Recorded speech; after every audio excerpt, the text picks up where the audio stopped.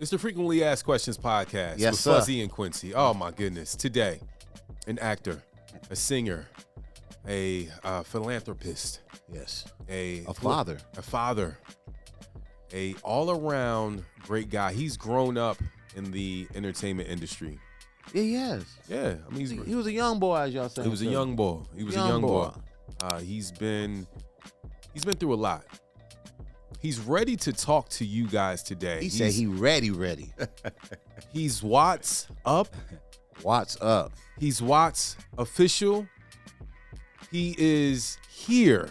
Tyrese Gibson. Give it up, y'all. Tyrese. What's up, brother? What's up, y'all? This is I'm happy to have you here, brother. As we play a Siege Monstrosity beat as That's our intro. right. That's right. That's how I met Siege. Siege. I met Siege through Tyrese. Really? Yeah, absolutely. Siege monstrosity is the future. You know, I'm gonna tell you something. They don't want Siege to get on, bro. Yeah, Siege is a problem.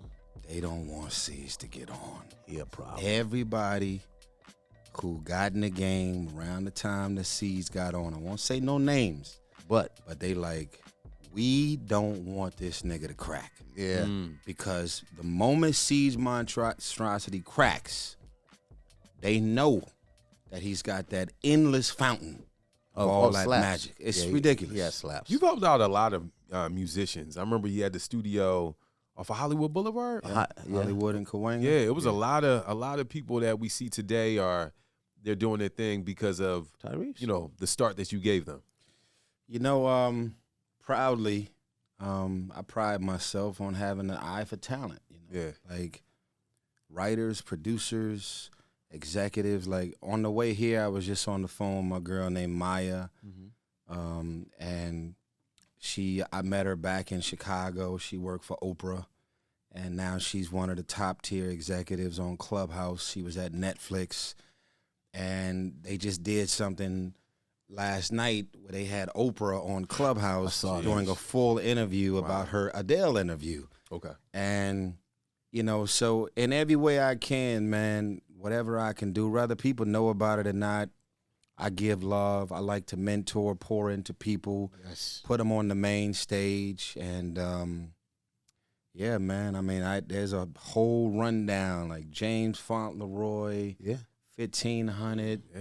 Hit Boy was actually called the Hit Boys. The Hit Boys. Wow. When I had them, it was two of them. Wow. And we got Siege, and it's so many, man. Singers, Kenyon Dixon, Davion Farris, his brother Sir. Just guys that I just was like, yo, y'all are so freaking talented. And anything I can do to use my stage and platform to thrust y'all forward. Now, here's the thing. They did the work. No, they're still doing the work. They did the work, and they still doing the work. Yeah. So I'm not the kind of guy, like, if it wasn't for me, I don't even operate from that place. I think sometimes we just need somebody to open the door and provide a safe place for people to create and let God handle the rest. And that's what it's been, man. But it's... And you continue to give people looks and opportunity. And I think we need to applaud you for that because, even the underdogs, like, you had a run with the underdogs.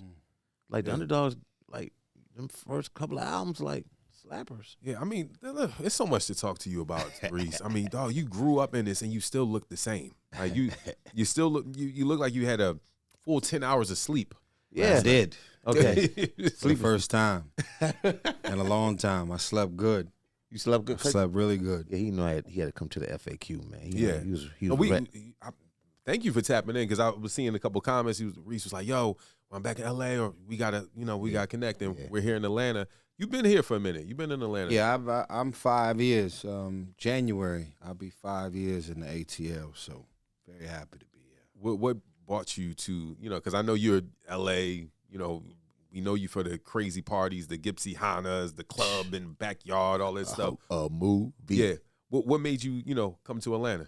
Well, I got married, and so, but before I got married,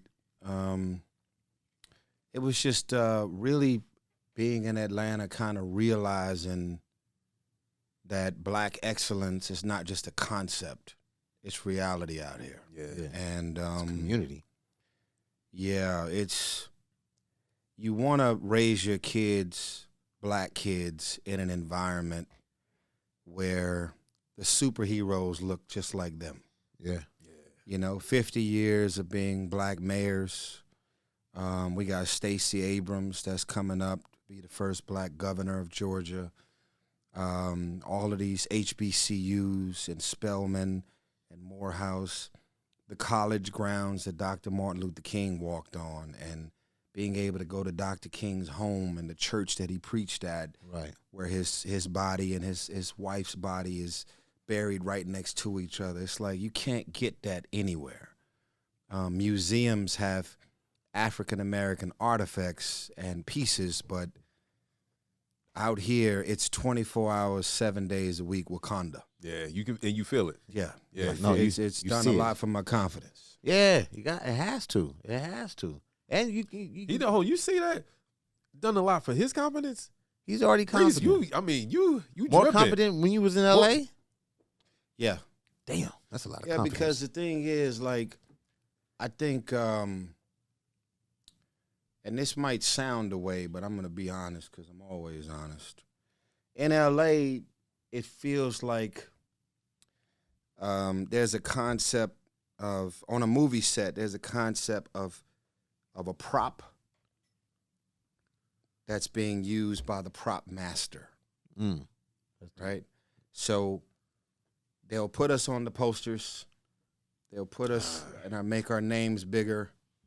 They'll even go as far these days as giving us a deal. Right. But they'll never give you more than what they have, ever. So it's when you come from nothing, they know that if they give you a little something, you're going to run around and think you doing it on a real level. Yeah. You arrived. Right? So then you get to their house that's in Malibu on the water, and as you leave their house, you like, Wait. That's where the real money is. shit's a little different. Yeah. I don't quite have that and can't quite afford that. Yeah. So I really wanted to just be in an environment where it feels like when the conversation starts about getting something off the ground, developing it and investing, whether you're an angel investor or a real investor, when it becomes real, I don't want to get it as you're 3-4 years into the project. I want to be a part of those beginning conversations. And when black wealth pours into black wealth and the politics and the energy is happening, it happens right here in Atlanta for real. And what I was saying, the Jewish community, it's very easy for people to get and say, oh my God, they run things, they own things. It's like I'm inspired by the blueprint and the unapologetic approach to the Jewish community for looking out for each other. Yeah. That's something that we don't do. That's what we don't do. And just looking at that blueprint, they own all the studios, all the streaming platforms, all the radio stations, all the hospitals, all, the family law attorney, every lawyer in that hallway in these court buildings, all Jewish, all of them. And they are all the entertainment attorneys. They are all the agents that represent all the black A-list talent. They are the gatekeepers of Los Angeles. And so you could either get mad at it or you could say, you know what, let me get into an environment that perpetuates that same energy. And that's what Atlanta is for me. How's your conversation? I know you have had conversations with Tyler Perry. Oh, yeah. What has that been like, and what has that done for your confidence even more? Tyler Perry changed my life when I came to go and visit his first movie set in Greenbrier. He was in the middle of shooting one of his movies and had a lunch break. And he said, come on, man. And then he put me on his go-kart. And he literally, like a kid, man, just drove me around. And he wasn't gloating and showing off. He was like really saying, you could have this one day. Because you do know the difference. Right. when people are showing off, they're giving you just enough information, and they'll keep everything else to themselves. Like he was going into numbers, he was going into what he was making and sharing. Yeah, he was like really saying like it's real out here, and just kind of opening up the back office and saying, "Hey, open that door that we don't normally show folks and tell them all about it." Yeah, took me to his office, had a fireplace in it. Took me to the lake. Took me to the whole back lot where all of the homes were built, and telling me that he went about building the homes where you could actually film in there. And it was just like, and then he had one side of the house that looked one way, and if you drive around to that same building, the back side of the house looked a different way. Yeah, it's like Universal Studios. It's crazy. It is Universal Studios. Universal Studios, exactly. Wow. Yeah. So, you know, and now I want to open my own movie studio. Okay. And that's why I'm here in Atlanta. So, you know, but that's what it's about, man. Like that concept of dreaming with your eyes open, that concept of saying, wow, I didn't know it was possible to do this because I never dreamt this. Right. So many people is overusing, I'm a dreamer. Man, I had a dream. Man, you ain't dreamt about shit. You went to sleep last night, nigga, and you was pitch black. Like, till you wake up in the morning, it's like, hi, baby, what did you dream about? I don't even remember, man, but it was a good-ass dream, though. What was the dream? I believe in dreaming with my eyes open. I see some shit, I get inspired, and I'm like, wow. Like, when people are successful, it represents the possibility of what we could do. And you know, so Atlanta has just messed me up, man. I've never been in the presence of so many black, well-educated, smart, innovative, politically tied billionaires, millionaires, you know, just like, bro, the neighborhood I live in, about 8 of my neighbors are entertainers. And I just had this moment, and I'm not even showing off. I'm just letting y'all know what it is in Atlanta. Like, I haven't been to nobody's apartment, bro, in 4 years. Wow. Wow. That's real. Like, everybody's got mansions Right. that look like me. Yeah. Everybody got mansions. They eating. They eating, and they getting it, and they getting it at a price. Like, yo, pull up, Jeezy. Yo, pull up, Cardi B, Migos. Yo, pull up. Look at that. Damn. The gates open. And you just driving, and you making lefts and rights on the property. Then you finally get to the property. That only happens in Beverly Hills, bro. Yeah. That only happens in Beverly Hills. And when you have it in LA, it still feels foreign. Right. You're the only one. Because that's it. It ain't a lot of us that got it. Yeah. So when you see somebody get it, of course everybody's gonna be hating on you because you're the only nigga in the game. Yeah. You know what I mean? Like when I look at Jay and Beyonce's crib, that's amazing. They not supposed to be the only one. Yeah. $100 million estate. They not supposed to be the only one with a house that big in that area. All they neighbors supposed to look like them. But in LA, you know, it's that thing. We only gonna let a few of y'all in there to do it on that level. Yeah. But in Atlanta, everybody on that level. Everybody on that level. Man. Well, see, let's talk about the acting, man. Like, where do you want to start, Fuzz? Let's start from the giddy up, man. Like, start from with Baby Boy, or man. Yeah, I mean, yeah. You know what? Yeah, let's go Baby Boy. Let's go Baby Boy. Because I want to go in order. Because I want everybody so to understand where he turned the corner. Yeah. And it's like how certain right roles for you change your life. And we're talking past the music stuff. I just want to talk to Tyrese Gibson, the actor, right now. Baby Boy, how important was that movie for you? It was a game changer, man. Especially since I didn't want to do it. You didn't want to do it. Why not? How old were you at the time? Was it 22, 21? 21. Okay. But I was approached about Baby Boy long before the moment presented itself for me to do it. Mm-hmm. weirdest thing is, in the hood, you know, we talk a lot of shit about people going Hollywood, right? So, oh, that nigga Hollywood, you know. And for some reason, every time John Singleton would talk to me about acting or doing anything that has to do with acting, all I kept doing was thinking about my homies in the hood, Watts, saying, that nigga went Hollywood. Damn.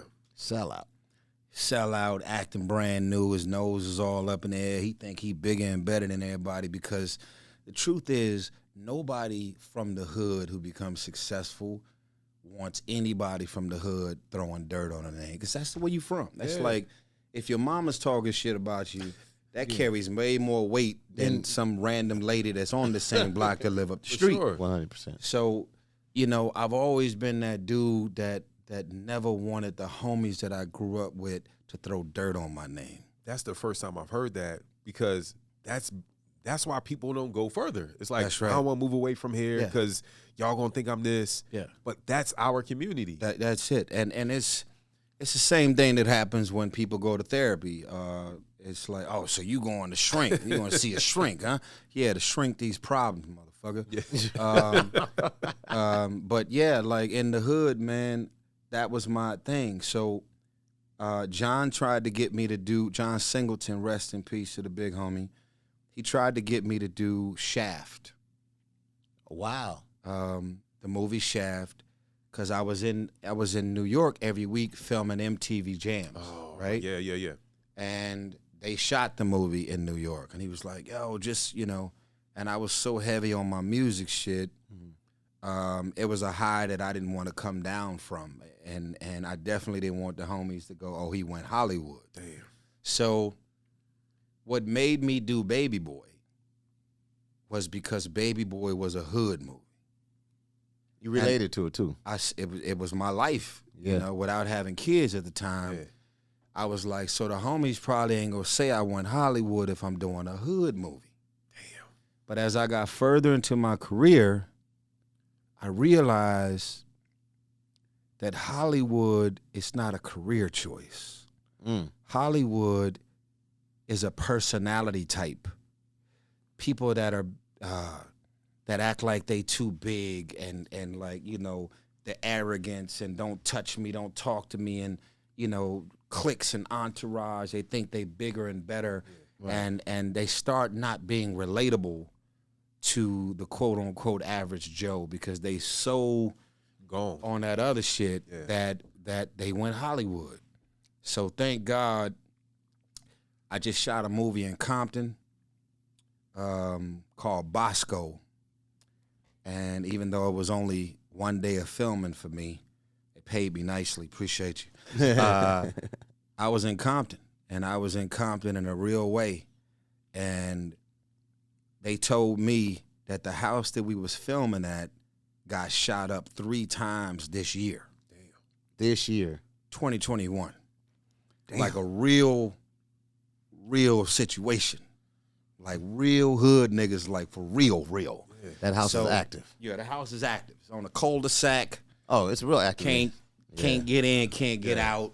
So anybody that came over there to shoot up the house, they knew that when they go in, they might not get out. Damn.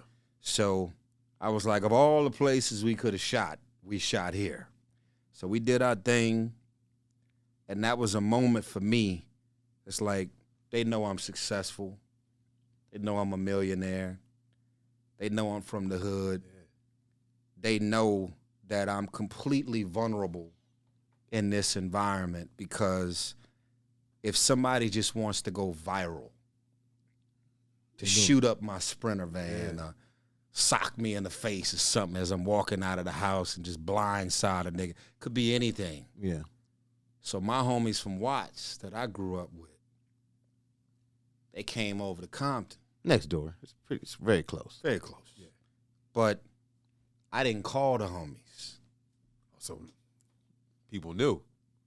Like, yo, nigga, we heard you was filming over here, nigga. These are all my people, nigga. You good. You ain't got... And so it was all that energy happening. And I said to myself, in this moment right here, in this very moment, I thank God that I have never done wrong by anybody. Yeah, man. Yeah. In this moment, I thank God that nobody's after me. In this moment, I thank God that nobody can say, yo, that nigga was supposed to put me on a song or told me he was going to put me at, like, Yeah. if there was a such thing as pushing up on me, bruh, it would have definitely happened in Compton. Yeah. Oh, yeah. And so when I left, Good. it was like, it was so much love. And here's the thing. There's a lot of niggas in L.A. that ain't from L.A. And they pushing that line every day. They deep with the Bloods and the Crips and the Essays, and they perpetuating that energy. They got songs that represent that. Yeah. You know, they cousin and blood and every other word. And, you know, they trying to let niggas know, but I've been doing me. And they know that I'm keeping it real in my own way. I'm not disrespecting nobody. I'm not belittling anybody with my success. Yeah. And they was like, yo, man, when he get over here, whether he's asking us to pull up on him or not, we just got to make sure he all right. Yeah. That's love. That's love. Bruh. I mean, you hear about things in L.A. all the time. We just heard about an incident with somebody, home invasion, getting shot at. It's like people in L.A., I try to tell people, L.A. is one of those places that you get out that airport, people know where you are.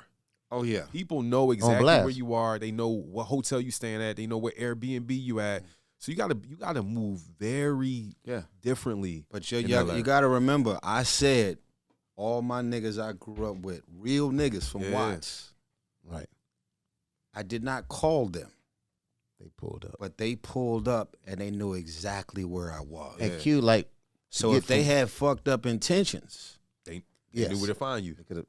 Exactly. It's so easy to get touched. Yeah. And I'm thinking to myself, the love that they have for me had them to find out where I was at and then say, yo, let's just go pull up and make sure he good. Don't matter how long he here. Yeah. Let's make sure he good while he in the hood filming. Yeah. And Watts, shit, bro. And Watts is close to Compton when I say that, because all you got to do is go down Wilmington or Alameda and you there, right? So when you was in Compton, or when you on that side of town, we're going to say south of the 105, do you ever go back to watch me like, this is my old, like, do you ever just drive? I do it all the time. You have to. I do it all the time in Compton. I do it all the time. Yeah. So for me, I look at the Watts Towers as our pyramids. Yeah. Right? You know about the Watts Towers? Yeah, I've seen it in one of your videos back in the day. Yeah, but it's made out of like recyclable trash, but it's recycled. Concrete, broken bottles, glass. Kind of Yeah. So the Watts Towers for me has always been our pyramids. Right? It's like this iconic art location that's a tourist attraction. Yeah. When I think of NWA, Kendrick, The Game, Dre, when I think about everybody from Compton that's on the map, they are the tourist attractions. Right. But they don't live there no more. Watts, we have a location that people from other countries and other states will say, before we leave L.A., let's go pull up on the Watts Towers. Bro, when you pull up, you just like, whoa, because it's just hard to believe that they're there. So sometimes in the middle of the night, 1 a.m., 2 a.m. in the morning, because they finally added lights at the Watts Towers. At first, it was pitch black. So sometimes at 2 a.m. in the morning, I'll just jump in my car by myself. I go to the hood, and I just go out there and start praying at the Watts Towers. That's deep. Really treating it like religious grounds, you know? Yeah. Because the confidence of those towers, they've survived every earthquake. They've survived every every rainstorm, thunder and lightning, and just anything. They still standing tall. And, you know, my music teacher, Reggie Andrews, said... Shout out to Reggie, man. That Watts, as a synonym, stands for we are taught to survive. Wow. And I That's look deep. at those Watts Towers, and I'm like, they're still surviving.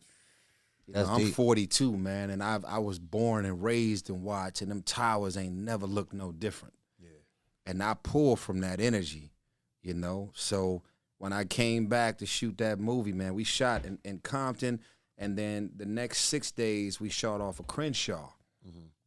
And I was with my boy. One of my security is actually from D.C., and as we left Crenshaw High School, we went and drove by the Marathon store. Yeah.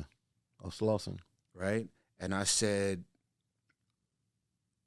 we are 3 blocks away from where our brother Nip was killed. And I said, if this doesn't keep you grounded in reality, then nothing else ever will. I'm talking about whatever we doing 3 blocks away, filming,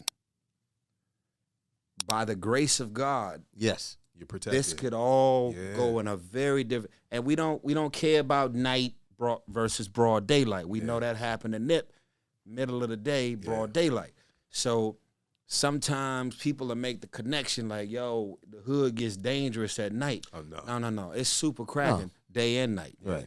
And I just thank God, man, that there's something about me that allows people to say, yeah, he's successful, but I'm rooting for him. And we got him. And when he goes through things, we ain't laughing, we praying for him. We online going at niggas for trying to go at him. When I pull up, even if I don't hit the homies up on some like, yo, I'm about to be over here, you know what I'm saying, pull up, make sure I'm good. They like, yo, we gonna make sure you good. Yeah, of course. And that's the love, man, that I can't put a price tag on. Yeah. Is this the movie that you were getting a hard time for your beard? Hey, Which one? your beard. They were giving your beard a hard time. The struggle beard. The struggle beard. No, I'm like, what? yeah, no, Tyrese's no. probably acting right now, Yeah, man. yeah. You know what I mean? No, that You posted something. There was. Yeah. I'm like, leave Tyrese leave facial him hair. Yeah, it was the movie is called 1992. So in 92, when I was in Watts, the Reginald Denny, Rodney King verdict hit. Yeah, man. So I was out there looting and rioting like everybody else because we was fucked up in the hood. And so now, 29 years later, I'm now the star of this movie. And basically, Ray Liotta, who's a legend, his character, Scott Eastwood, his son, they go off and do a heist and go get $30 million from inside of a warehouse while the city was being burned down. They wanted to go take advantage. While the attention was going on. While the attention was focused on riots and looting, and they wanted to go do a heist. So, the movie is called 1992. It's coming out next year, and it's going to be the 30-year anniversary since the riots. Man. Wow, that's a dope story. Yeah, so 92, you're 13, it happens. So was it like, bring us back to that. Like you said you were out there looting. Was it, you saw some friends like, yo, it's open season. Like what was that? 'Cause I remember for one, I waking was up. scared. It was a Thursday. I think that was a Wednesday. And I remember waking up that Thursday like, what the hell is going on? I was scared because, I ain't never been the guy that's like fully committed gangster, fully committed to anything that's got to do with doing wrong, right? Yeah. There's some niggas that's like, yo, nigga, let me get a turkey sandwich with, Yeah, right, it's right. like another day. Yeah. So, I grew up around that level of killers and goons and dope dealers and whatever, but it was never me to be full on that. Yeah. Which is a lot of folks like me are the ones that end up being killed in the hood. Like, I just trying to be regular and like go to school and be cool. But I'm in the hood. I'm in the belly of the beast. The drive-bys happen. It's right here in front of my house. You Goes know? down. So when I was out there, man, I was scared. We broke into a lot of shit. Fucking Sloss and Swap Meat Compton Swap Meet got it. Yeah, it was cracking, man. Yeah. It was Circus Cities. Radio Shack. Was cracking. Before it was Food for Less, we had the Boys Market. Boys Market, yes sir. So we had we was all up in there. The whole store was flooded, you know, because once the fires went off, the sprinkler systems had the water like this high off the ground. And all the racks was empty, and so whatever niggas didn't get, you was just picking food and shit up off the floor. You know, we walked out of there with cereal, and because you know, the cardboard boxes that the cereal is in still has the plastic inside that you got to crack open. You just grabbing bags of cereal. So we was just grabbing the bags that was floating. Damn, you know. So and then after we got in them swap meets. Niggas was in the hood just bartering. Like he got video game, a TV, a VCR, whatever, you know. And it'd be like, yo, give me 10 hats, nigga, and I'll give you this, you know, this video game. Yeah. And it was just niggas like, whatever I got, let's just swap. Yeah. And then, but yeah, it broke is broke. Yeah. You know, I tell niggas all the time, like, I don't care how long I've been getting it. Bruh, you're reminded of that reality of broke every day because at some point you're going to be hungry. Wow. And when I pray, I ask and I thank God for eating what I want, when I want, where I want, and with who I want. Yeah. Think about that prayer. That, like, you got to be literal and say, this is not an option for a lot of people. Right. Like, yo, I'm hungry. Yeah. You just gonna be a hungry motherfucker. Yeah. We all hungry together. Oh shit. So, county checks, WIC vouchers. My mom's made us play retarded and go to the Social Security building to get some Social Security checks. Your mom's that was my first acting gig. Tyrese, give us an example. What would you do going into to get these? Yeah, my brother did it, bro. All right, what? I hope my mama don't go to jail. No, it's 7 years has passed. Okay, cool. Snitching on my mama. Don't arrest my mama. She was doing what she had to do, man. Fuck that. So yeah, we went down to the Social Security building, and the person came in. And my mama just basically said, anytime they ask you any questions, just act like you don't know. And they put a puzzle in front of us, and they made us like, here, okay, Tyrese, we want you to put this puzzle together of a human body, okay? Figure out where the legs go, where the head go, where the arms go. Yeah. And I sat there, nigga, looked at this shit, looked up at my mom like, you know, it's my first acting gig, nigga. Getting it in. And I earned that bag. Nigga. $736 a month. Hey man, that's my brother. It was clean. Yeah. You got it. What was the first check you got that you were like, damn, I'm up. I'm on now. Like, I don't have to do this stuff. You saw some real money, huh? Yeah, after the Coke commercial. Yeah. Yeah, we were 17 or something like that, 16. high school? Wow. Shout out to Paul Stewart.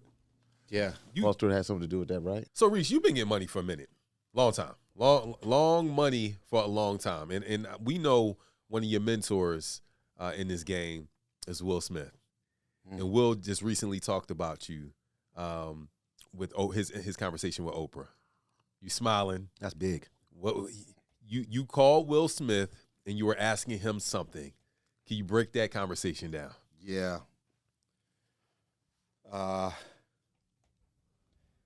He touched on it lightly. Will Smith. He touched on it lightly, but I was in a really funky place, man. Like,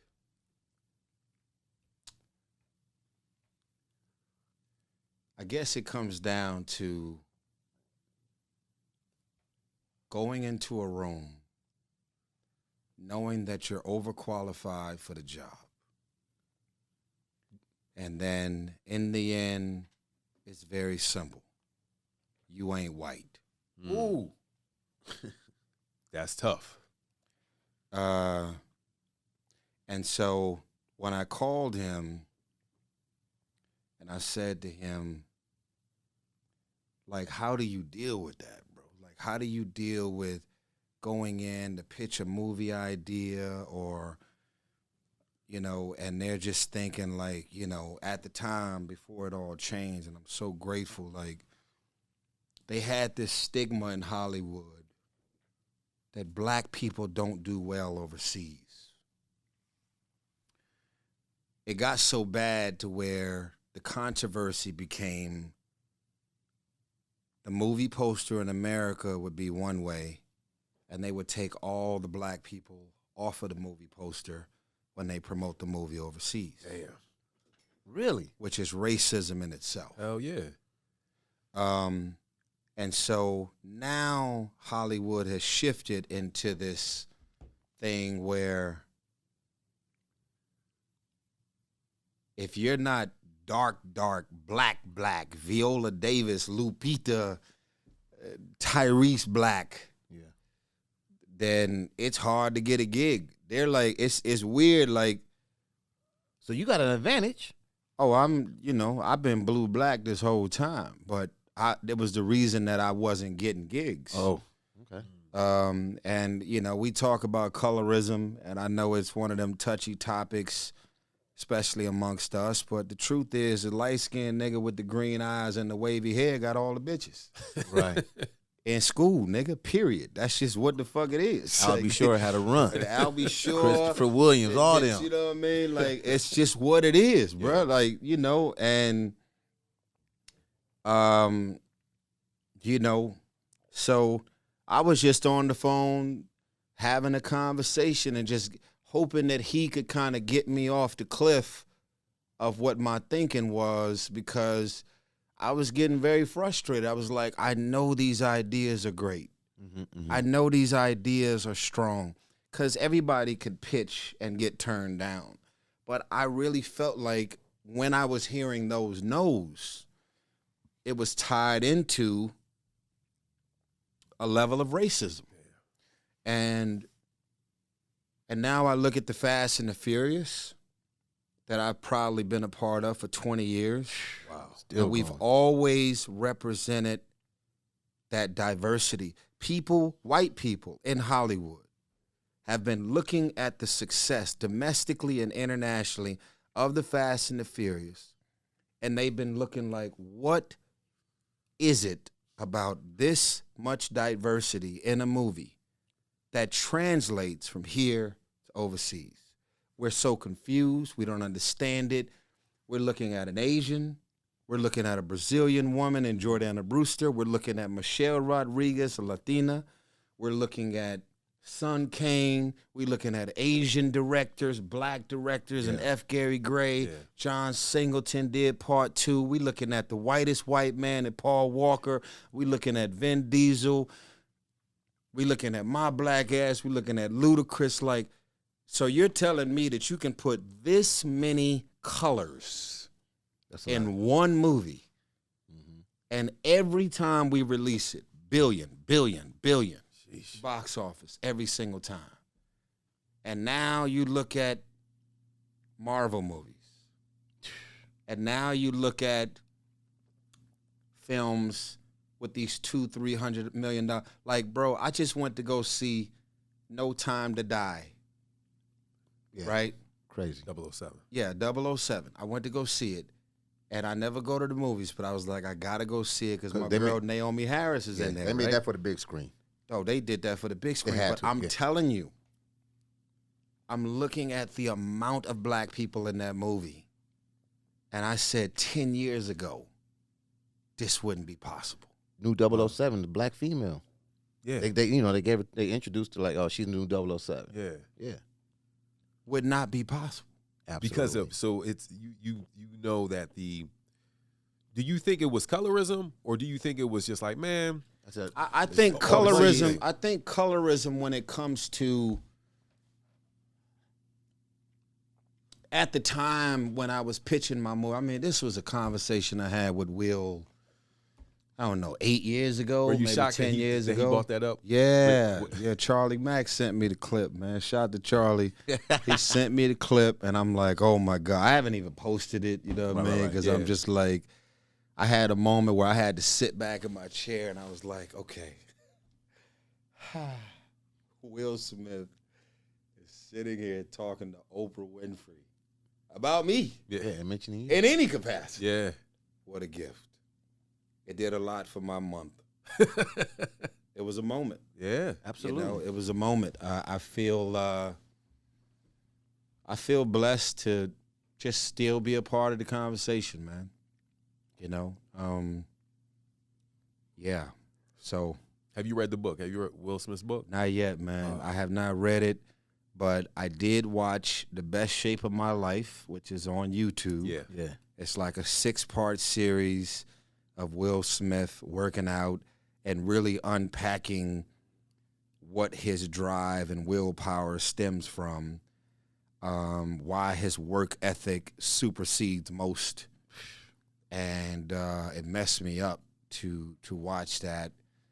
And it reminds me of feeling that when I'm around Will, I feel like I want to ram my head through a wall, you know, because you leave and you're like, I'm not working hard enough. You're inspired.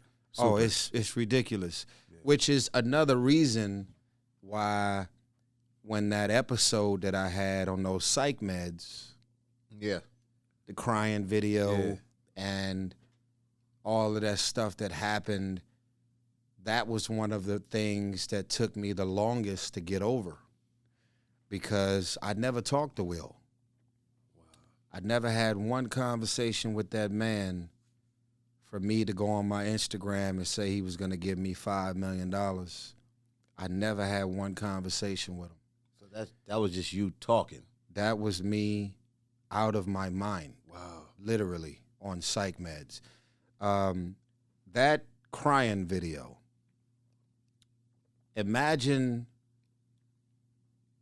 filming yourself, uploading 8-9 minutes of a video, and then not knowing that it was out there for 3 months all over the internet until the psych meds were completely out of my system.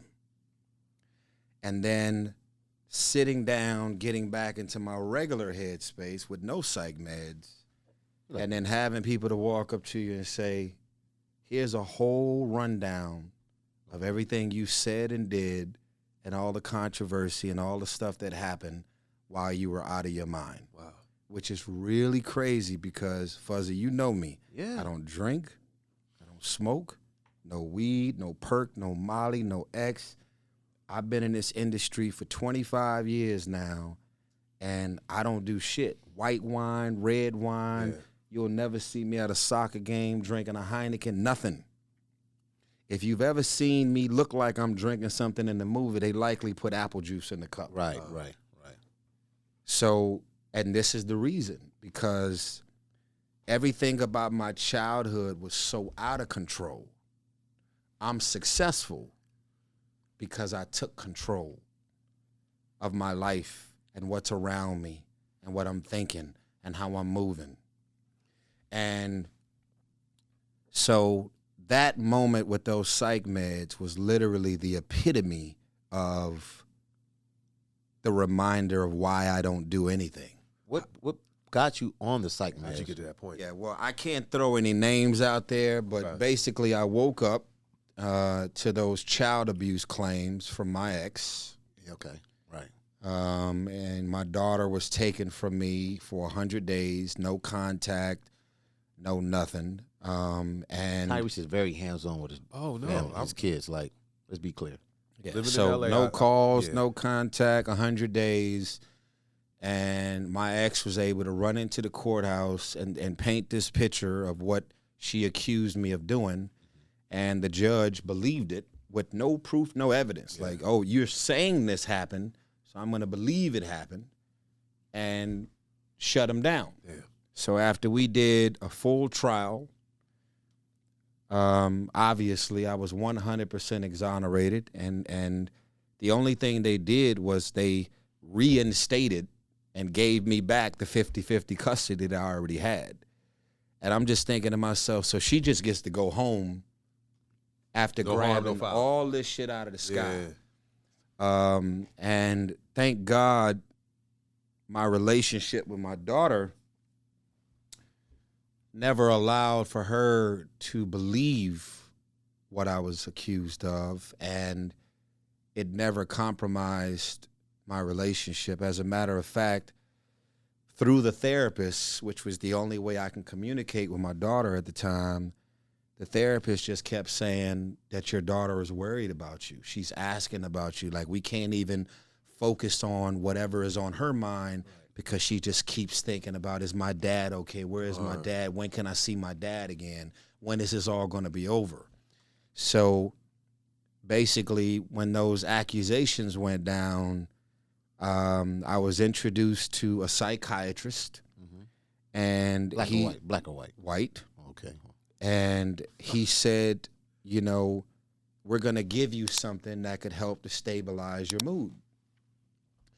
And I said, no, I don't want to take nothing. I'm stressed out for a reason. I'm stressed out the way any father would be stressed out if you just woke up and you have these random accusations. And so it's cool. If my name was Jacob and I was a hood nigga that lived in Watts and I'm dealing with this, cool. Yeah. But for all of this shit to play out on such a major level for the whole world to see, it was crazy. Yeah. And I was feeling it every day, all while literally thinking or believing that I'll never get access to my daughter ever again. Wow. And so once I finally agreed to take these psych meds, because it felt like an intervention. Like, people around me, again, I won't mention names, they was like, you got to do something, you know, just give it a try. Maybe that, because I was barely sleeping, stressed out. You wasn't yourself. A lot of anxiety, just all over the place, because I feel like everything I've ever worked for was crashing right in front of me. And I also had got to a place where I believed that there would be no way that I'll ever be able to recover from this. Personally and professionally. Yeah. Like, it's like there is no such thing as we're still going to hire Tyrese after the ugliest faces ever crying and this psych meds and talking about Will Smith supposed to be giving me this and that. So when the psych meds were completely out of my system, I literally experienced post-traumatic stress disorder. Because imagine, like, okay, let's I want to simplify this. I know y'all thinking psych meds and thinking the most extreme. Let's just think about the moments that people have been drunk. A lot of people can relate to that. Drunk as a motherfucker. Yeah.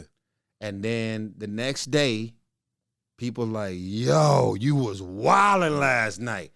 What did I do? Oh, bruh, you was, nigga, you came up in this motherfucker. You was, what? No, I said that. Oh man, you know, yo, you swung at the nigga and y'all was at the bar, and, you know, and then they're like literally talking to you about some shit you said or did while you were drunk, and you wasn't even conscious of it. I was fucked up for 3 months, and the video was up. People were commenting. Video was up. It was never deleted, and everything else that was posted was just a meme. I mean, 3 months later, I'm looking at all my friends, my homies that I would say I would expect better of y'all. Like, okay, look, maybe I would laugh.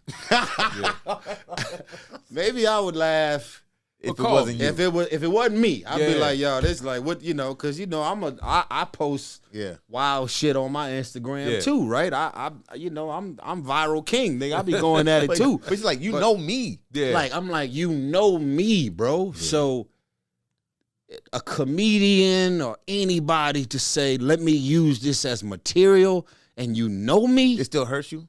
Oh, bro, it took me forever. How many years ago was that? Or what year was that? That was 3 years ago. Was it 3 years ago? It seems like it was 10, because we've so much has happened in the last 3 listen, years. man, the beautiful thing about social media is that the attention span of the world is as fast as swiping down your timeline. I can tell y'all right now, though, as the world moved on, I was happy as a motherfucker. Yeah. Like, all right, get this off of me. Okay, yeah, get this up off of me. And more importantly, now I got to process this trauma and I have to think through what to do. Right? And I got to think of, like, I got on the phone with Will Smith, and he was like, come on, man, it's like it never happened. Charlie Mack kept telling me that even though I said what I said, which I didn't even know I said it, Will and Jada and everybody was calling every day to check on me. Wow. That's why I was about to ask, like, who were the people that were, you know, you have certain people like, damn, nigga, help me. Snoop hit me multiple times, Jamie Foxx. Like, there was a couple people that was like, yo, we know this guy.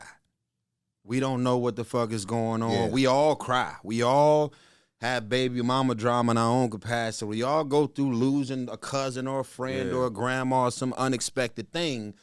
But we got a sense of who Tyrese is, and something ain't right if this dude is crying. But I got to tell y'all this because I just have to. And this is going to be the first time I ever spoke up on this publicly. I almost want to take my hat off of this. 'Cause I got to. No, we listen. I won't be crying, but I got to just tell y'all this. Yeah. I had a moment where I sat down and I said, there is not enough handsome, talent, confidence, money, the size of my house, records I've sold, movies I've been in.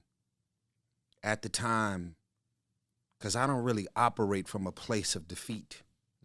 I operate from a place of go-getter, I can get it, there's nothing I can't do. I mean, for somebody to say the reason that you're successful and been this successful for this long is because you're talented is the most disrespectful shit ever. This takes real mental aerobics to get through all of this shit that the world can throw at you.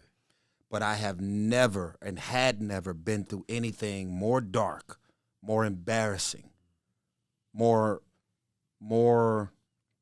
earth-shattering ever in my life. Like, I'm a man of confidence. Like, I walk in the room. Look the way I'm dressed. Swaggy. You know? Yeah. We all right. Yeah.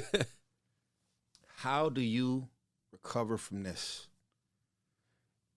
And I got on my knees and I invited the Lord Jesus Christ into my most vulnerable space.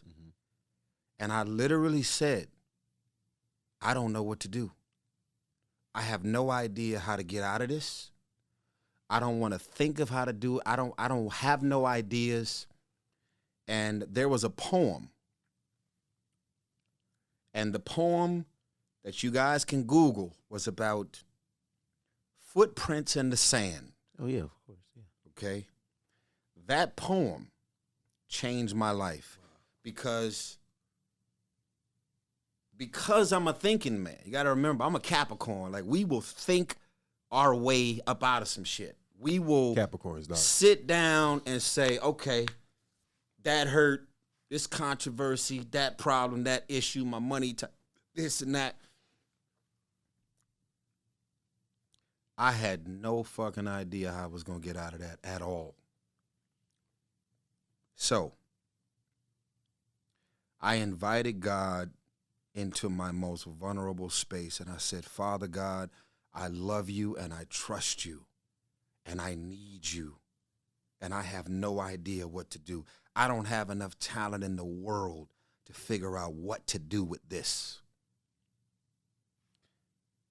But it happened 3 months ago. So there was this delayed effect. And imagine your grandmother dying and you didn't know she died until 3 months later to even react to it. They're like, yo, grandma died like 3 months. What? How?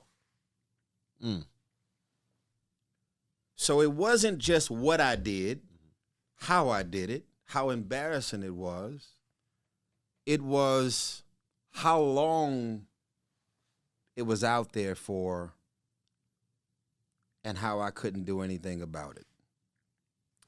And even worse, walking into rooms with friends, entertainers, the Shade Room and TMZ and everybody who I know seen the video. And even if they don't talk to me about it, I know they've seen it. Yeah. And just how you could cave and never be the same ever again, because it takes one moment. And I often say that when you go through something dark and uncomfortable and depressing and embarrassing and shameful, instead of just swimming in misery, ask God to reveal the lesson in it. What was I supposed to learn from this? The first thing I learned is I will not be releasing another song called Shame. Okay. Duly noted. Great song, though. Yeah. Fucking fire song. #1 for 16 weeks. Yeah. In the Bible, it says there's power in the tongue. Life and death is power in the tongue. Shame, shame, shame on me. Shame, shame. All day, every day. Shame. So you And brought the that most into your space. shameful shit in the world ended up happening to me. I said, okay. Yeah, I'm going to pick The joy of the different song title. joy, Glory. happy, joy. Yeah. Glory. Billion. Yeah. Billion Yes. is the name of my new single. Wait, did you go back to the therapist and whoop his ass? No. I would have whooped his ass. Yeah, but because ultimately I told them I didn't want to take the psych meds, and I took them. Yeah. Right? So, you know, the drugs is having adverse effects, and, you know, I've given this out to many of my patients, and they've never. It took different to you. So, I'm sitting still, I'm paused, I'm ashamed, I'm embarrassed, I'm swimming in this dark place. And I'm just wondering, how am I going to get to the other side of this one? Mm-hmm. I've said some things that's been controversial. I've done some things. Like, I'm feeling it every day. How am I going to get to the other side of this? And then I was able to book the movie Black and Blue. Right. Yeah, I remember. Yes. Opposite Naomi Harris. Yeah. And Naomi Harris is from London. So the whole crying video had never even fell on her radar. Wow. She don't know. The studio executives at Sony Screen Gems at the time was questioning if I should be hired. This is when I knew it was God. I got to tell you this story. Yeah. First time ever speaking on this. Okay. Deon Taylor, Good guy. amazing filmmaker, director. It was his first feature at a studio. He's independent. He does all his movies on his own. He's partners with the billionaire Robert Smith, who's an amazing man. And he said the studio was throwing every name imaginable. You know, Anthony Mackie, Michael B. Jordan, Jamie Foxx, like everybody. They wanted to cast everybody but me because of all of my controversy. Even the dude from Get Out, who just won an Oscar, who's very talented. They tried to cast everybody but me opposite Naomi Harris. So 6 years before Deon was attached to Black and Blue, we were supposed to do this movie this football movie where these NFL players are doing like heist at night. And Deion Taylor at the time didn't have no credibility whatsoever in Hollywood. So we partnered up on this movie.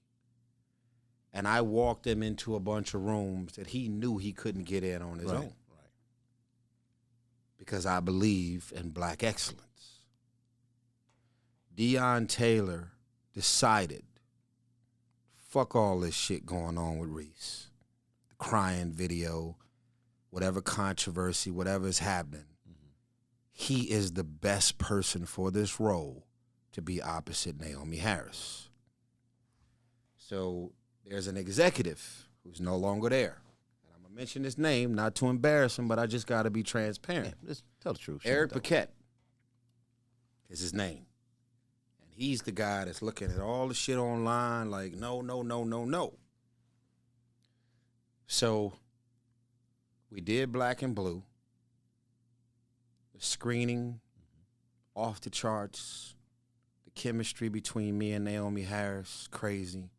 They're all looking at Deion Taylor like, dude, there was literally nobody else who could have did this movie but Tyrese. But Deion's looking like a genius. Deion is looking like a fucking genius who said, let me look past the obvious stuff that could make me jump on the Tyrese train and say no. Right.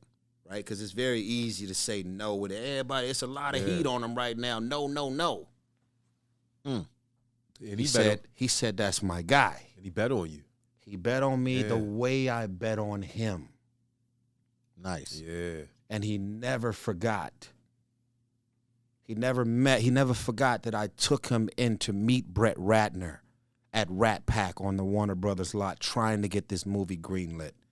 There was no agent and manager at the time that can get Deion in these rooms, and he never forgot how far I went to try and get him on. I didn't want him to just write it. I wanted him to direct it. This is long before it was cool to be a black director in Hollywood. And so if we didn't get this project greenlit the way we wanted it greenlit, we said, fuck it. He put it all on the line for me. Him and Eric Paquette and the other producers from the studio went out to a dinner. And I think it came down to me and the brother from, I keep forgetting his name, very talented, just from You talking about Daniel? Yeah. I forget Daniel Kaluuya, right? Yeah. Daniel Kaluuya. 2-time Oscar winner. So they were at a dinner, and the waitress walked up to the table. Black girl, they was in New Orleans, and she said, Deion said, let me ask you a question. Who is Daniel Kaluuya? She said, I don't know. And then he looked around at Eric and everybody at the table. He said, so who is Tyrese? Oh my God, Tyrese, we just love, I love him. My mama, oh my God, my mama was here. Like the fact that you even mentioning his name, he is so sassy. Like, you know, she just went the fuck off. Yeah, co-signed. Co-signed it and reacted and responded the way she did. And that girl from that restaurant is the reason I got casted. Wow. Shout out to her. That's big. She don't even. I got casted because whatever point they just said, you know what, I'm not going to sit there and keep arguing about it. Like, Deion got to a place, and they'll tell you, like, I told them I was going to walk from my first feature film if they didn't cast Tyrese because I just knew he was the guy for the role. Yeah. So this is what's beautiful because I love when things go full circle. I did say Eric Paquette. Right. And I did say Sony, Screen Gems, which is also connected to Sony, which is in Carson. There was a role for Morbius, the film Morbius. Okay. Opposite Oscar Award winner Jared Leto. And directed by Daniel Espinosa. And my name had been thrown into the mix. And some higher ups at Sony was like, you know, they're just trying to figure out who to cast. Like, who's got the acting chops that can be opposite Naomi Harris in Black and Blue? Does Tyrese got the chops? Yeah, I got the chops. I know I do Fast and the Furious, playing, you know, charming, cracking jokes, but I'm really that guy in drama. Like, I'm in that dramatic shit. That's my world. I just, you know, I've been milking this lane for years. Yeah. That pays the bill. That's got me in Buckhead. But, you know, this dramatic shit, you know, don't forget Annapolis. Don't forget Four Brothers and Baby Boy and Waist Deep and all of my movies that I've done where I don't crack one joke. And so the word got out that they were looking for someone for Morbius. So Eric Paquette, who said no to me in Black and Blue, was so blown away at what I did in Black and Blue opposite Naomi Harris. He literally wrote the chairman, Tom Rothman, literally wrote him a letter, an email, saying that there is no better person that should do this movie opposite Jared Leto in this brand new franchise, Marvel/Sony and the Spider-Man universe, but Tyrese. So he went from no To yeah. yes, to the point where if he didn't write that email, I would have never signed a 3-picture deal with Marvel Comics. Wow. And so as all of these things started turning around for me, I have been more humble and more grateful and more appreciative and more like my pastor told me I'm marked. I'm a marked man. We all got favor in our own capacity, but I'm marked. Like God's got me. Like somebody else with that same exact video, it would be over. I've been booking so many movies. Yeah, you've been working. I did 9 movies this year, and 2021 ain't even over yet.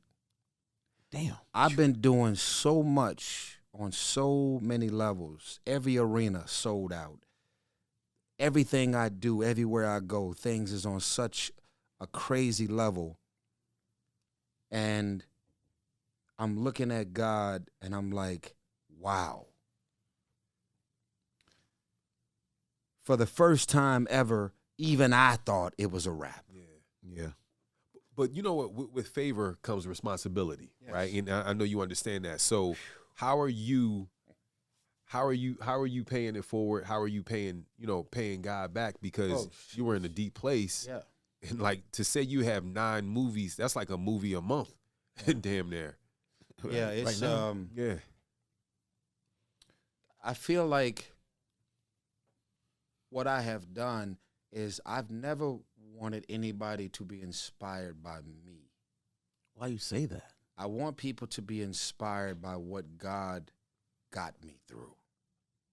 Because I can't give myself credit for getting through it. I can't give myself credit for having the lowest point in my life to turn into the most incredible thing to ever happen on the other side. Like, I've booked so many movies. I've been working so much at so many opportunities. Like, we launched VoltronTravel.com. Yeah, I seen that. Partnered up with Priceline.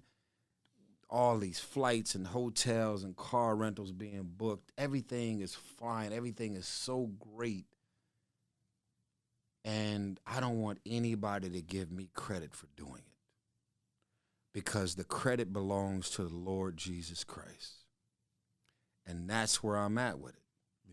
You know, I'm doing the work. Yeah, I'm on set. Yeah, the dialogue and the scripts and I got it. But, bro, sometimes I'll work on a movie for 9 days. And they'll say, yo, we'll give you, $2 million for 9 days. I'll be like, huh?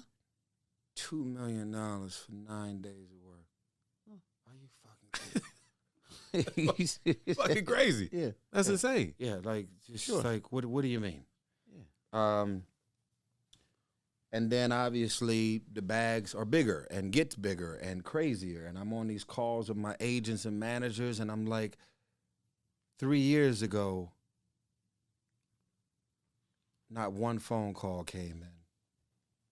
And when it was time to book me for a movie, it became an argument and a debate. They think you was a liability or something? I was a liability. What a liability. I wouldn't have hired me.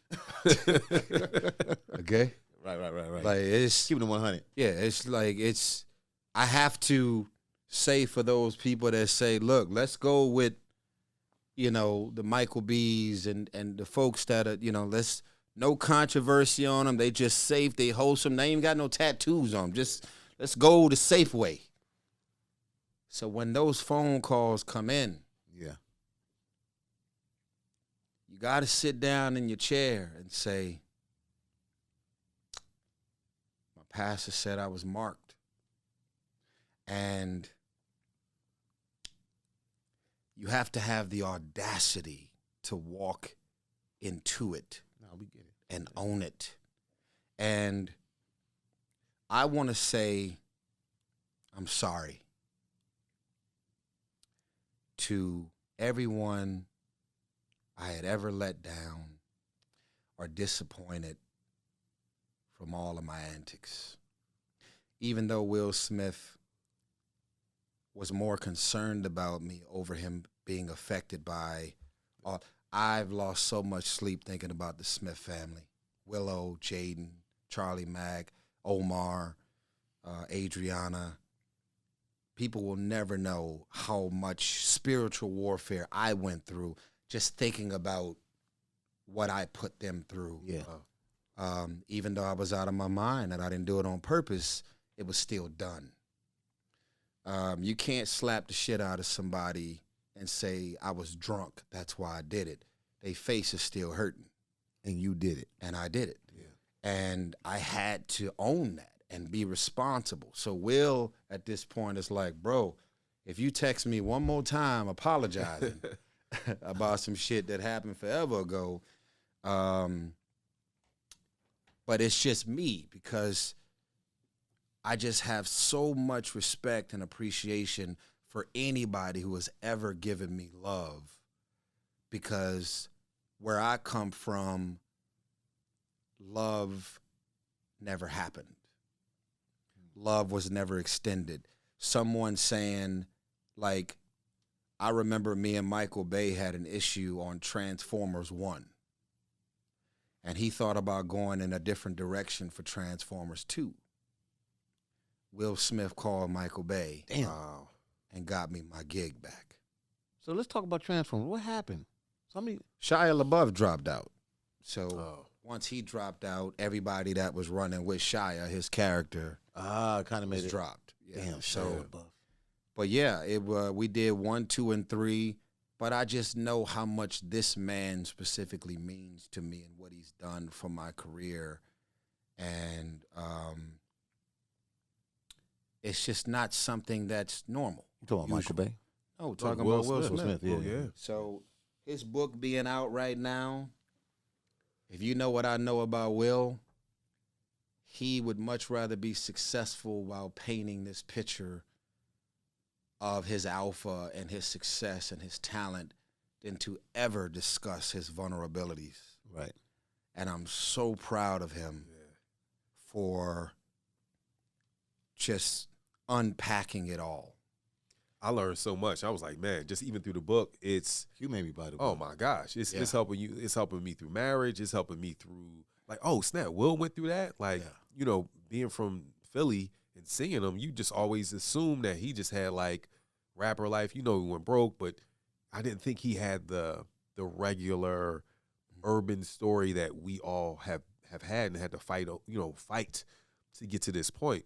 You said one thing, Tyrese. You said, where you come from, it wasn't a lot of love. Yeah. Let's talk about that. How can you now, or how are you now developing just in relationship? Because it's a lot of stuff you have to unpack because of a, the crazy past that we've all have had. Yeah.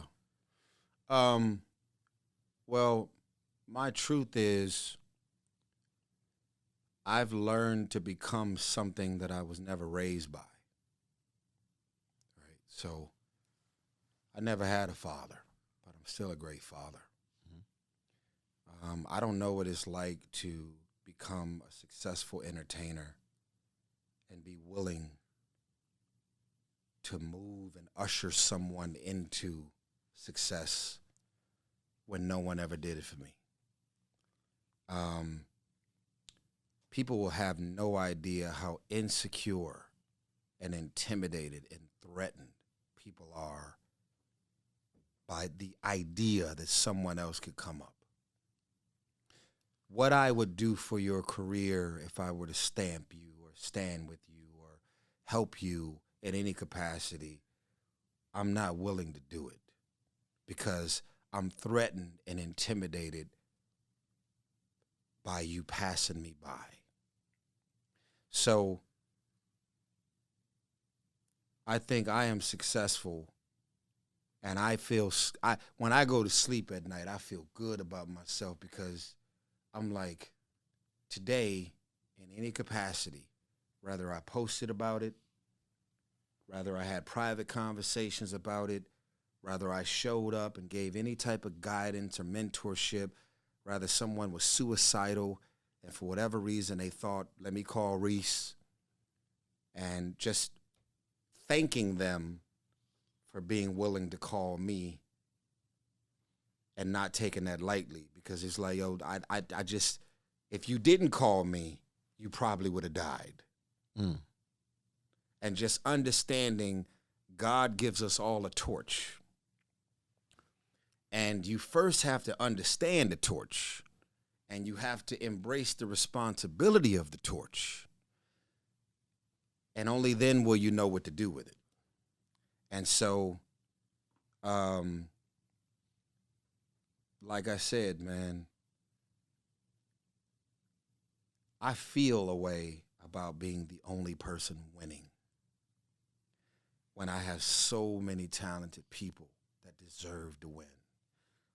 I'm not going to be happy till Kenyon Dixon is one of the biggest singer-songwriters out there. A beast. I'm not going to be happy until Siege Monstrosity is uploading Instagram photos with Jay-Z. I'm not going to be happy until Davion Ferris is on fire, or Issa, or Bam, Brandon Alexander Music. Like, so many people are so talented and deserve to be on the main stage. And whatever I can do with this God-given stage to put them on the main stage, have them reading their names and album credits for the first time ever, right. Invite them to the movie sets that they know they would never get access to if they didn't have a relationship with me. These are the things that are a high for me at this point in my career. Tyrese, let me ask you a question. Yes, sir. Speaking about love, do you think you'll get married again? I will. And your therapy, did therapy help you get past your divorce? No. No? No. Not at all? No. But you know you would probably get married again. I know I'm going to get married again. What I love and miss and appreciate about marriage is the stability. Yeah. Like, I don't want to mention any names, but it must be pretty miserable to be worth a few $100 million and in this mansion rolling over every day to something new. Like, when you first get on, you trying to knock down every bad bitch on human feet. That's what we were taught. Bowling ball. You like, yo, if I don't smash 8 to 10 a week, like, what the fuck are we talking about? Yeah. You know what I mean? Like, every video vixen model, if you ain't knocking them down, like, what are we doing? Because this shit might be all over tomorrow. You know, the entertainment game is like a glass slipper, or it's like a rental car. At a certain point, you got to get a limo back. You know, you rent this car for 8 to 10 hours. You out the sunroof. You going big. The limo's got to go back. The glass slipper from Cinderella has to go back. And so when I first got on, I think just out of insecure impulses, like I ain't never had access to this many women ever in my life, and I'm going to go big. But as you get older, you have to ask yourself the question, how many more? How many more? You know, HIV AIDS is real out here. I'm in the ATL. I went to my first strip club last week, and I've been out here about 6 years now. Say what? You went to your first what? Strip club. Dre. Where'd you go? Yeah. I was with JD at Magic City. Yeah. Oh, you went on a Monday night. I went on Halloween. Cracking. Yeah. So, but that doesn't fulfill you anymore. That's what you. I'm saying like.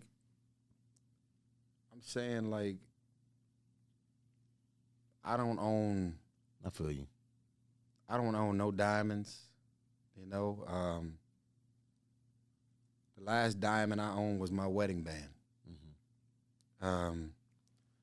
You just get to a place, man, where you just grow up and you just start realizing, like, you know, even my house, 25,000 square feet in Buckhead, I never wanted a house that big, but the price was so amazing, I just had to do it. Yeah. But you just get to a place where all the things that used to get you high, you just want stability. And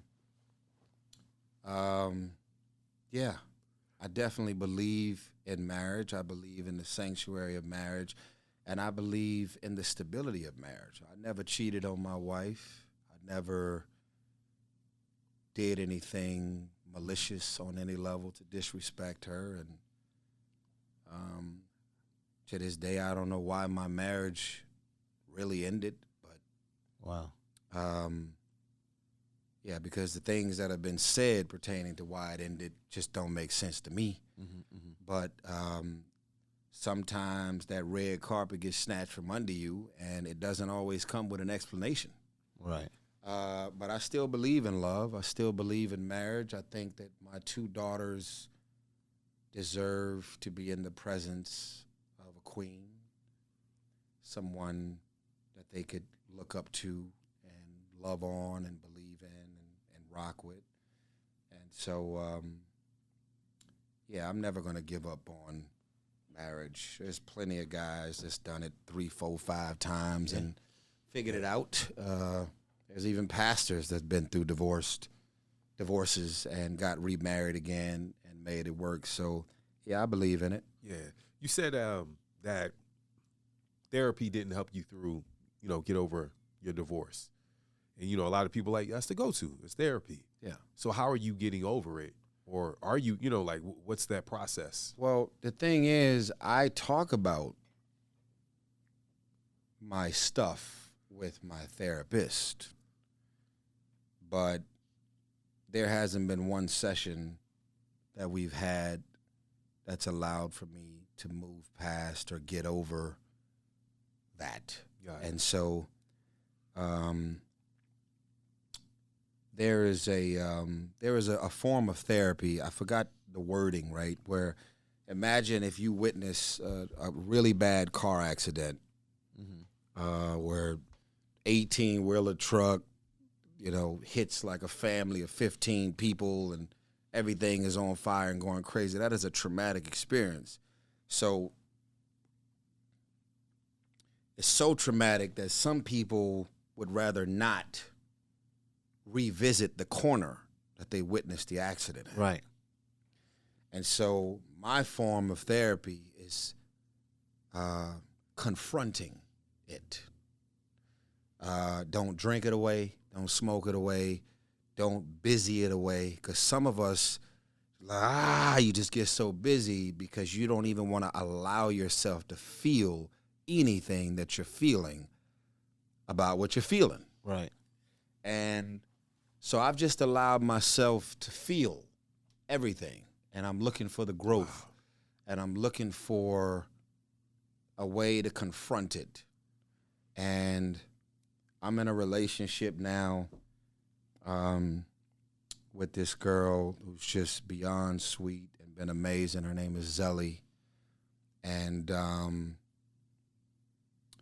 I tell Zelly all the time that you never asked to be here. Mm. I got married to do it for the rest of my life. And all of a sudden, I'm in this relationship with this girl. And